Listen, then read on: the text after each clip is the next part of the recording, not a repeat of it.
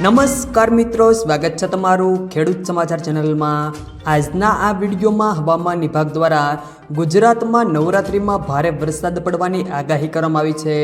ક્યાં ક્યાં વિસ્તારોમાં વરસાદ પડશે અને ચોમાસાની વિદાય ક્યારે થશે, સાથે વાવાઝોડું બન્યું છે તેની અસર કેવી થશે, તે તમામ માહિતી વિશે આજના આ વિડીયોમાં વાત કરીશું। વિડીયોમાં આગળ વધતા પહેલાં જો તમે અમારી ચેનલમાં નવા છો તો નીચે લાલ કલરનું સબસ્ક્રાઇબ બટન આપેલું છે તેને દબાવીને બાજુમાં રહેલા ઘંટી બટનને પણ દબાવી દેજો, જેથી અમારા આવનારા તમામ વિડીયોની માહિતી તમારા સુધી મળતી રહે। તો ચાલો શરૂ કરીએ આજનો આ વિડીયો। ગુજરાતમાં હાલ કેટલાક વિસ્તારોમાંથી ચોમાસાએ વિદાય લઈ લીધી છે, પરંતુ હાલના વરસાદી રાઉન્ડને કારણે રાજ્યમાં હવે ચોમાસાની વિદાયમાં હજી મોડું થાય તેવી શક્યતાઓ દેખાઈ રહી છે। ગુજરાતમાં આગામી દિવસોમાં હવે કેટલાક વિસ્તારોમાં વરસાદનું પ્રમાણ ઘટવાની શક્યતાઓ છે, પરંતુ કેટલાક વિસ્તારોમાં વરસાદ હજી પણ બંધ થાય તેવી શક્યતાઓ નથી। ગુજરાતમાં આ વર્ષે જુલાઈ, ઓગસ્ટ અને સપ્ટેમ્બર મહિનામાં ભારેથી અતિભારે વરસાદ પડ્યો છે, જેના કારણે વડોદરા, વલસાડ, નવસારી, જામનગર અને દેવભૂમિ દ્વારકામાં પૂરની પરિસ્થિતિ પણ સર્જાઈ હતી। હાલના દિવસોમાં હવે રાજ્યમાં છાવ વરસાદ બંધ થાય તેવી શક્યતાઓ દેખાતી નથી। કેટલાક વિસ્તારોમાં હજી પણ વરસાદ ચાલુ રહે તેવી સંભાવનાઓ દેખાઈ રહી છે।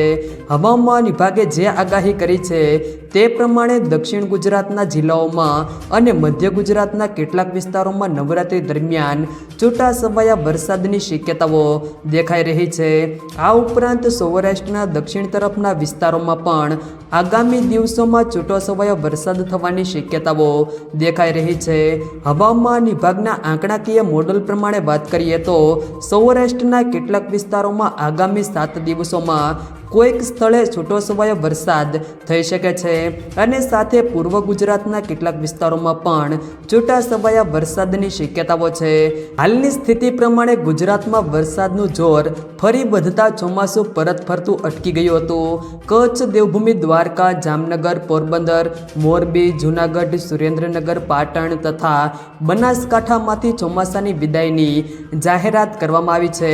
સાથે અંબાલાલ પટેલે જણાવ્યું છે કે નવરાત્રિ પહેલા ઉઘાડ નીકળશે અને અકળામણ અનુભવાય તેવો તડકો પડશે, પરંતુ નવરાત્રિની શરૂઆતમાં હસ્ત નક્ષત્રના કારણે ગાજવીજ સાથે હળવો વરસાદ થશે, તેમજ નવરાત્રિના મધ્ય ભાગમાં તડકો પડશે અને નવરાત્રિના અંતમાં ફરી એક વખત ચિત્રા નક્ષત્રને કારણે વરસાદ પણ થશે।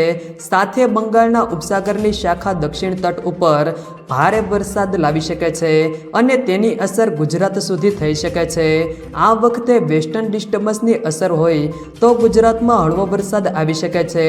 વેસ્ટર્ન ડિસ્ટર્બન્સ વધુ બને તો માવઠા વધુ થઈ શકે છે। શરદ પૂનમથી દેવ દિવાળી સુધીમાં ઘણા પલટાઓ આવવાના છે। ઓક્ટોબરમાં બંગાળની ખાડીમાં વાવાઝોડું બનવાની શક્યતાઓ છે, જેના કારણે ભારે પવન સાથે વરસાદ વરસી શકે છે।